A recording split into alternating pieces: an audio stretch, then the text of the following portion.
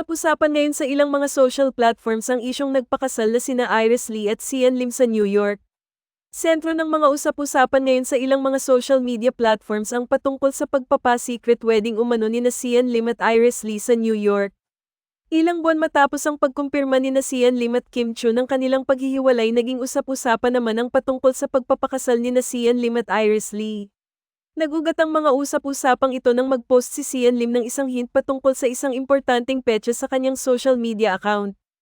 Pahayag ni Sian Lim, "Life is biggest reward for humanity and everything revolves around this.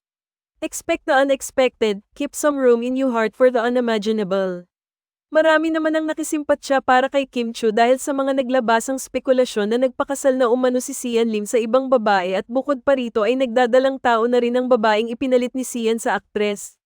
Matatandaan na isang vlog noon ni OG Diaz na pag-usapan nila noon pang 2022 na mamataan na nagkakasama sina Iris Lee at Sian Lim. Sa panahon iyon ay magkarelasyon pa sina Kim Chiu at Sian Lim.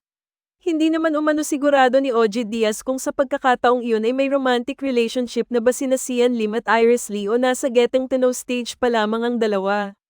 Nagumpisang magkalapit sina Iris Lee at Sian Lim sa kasagsagan ng proyektong Hello Universe na ginawa ni Sian Lim, kung saan una silang nagkatrabaho ni Iris Lee.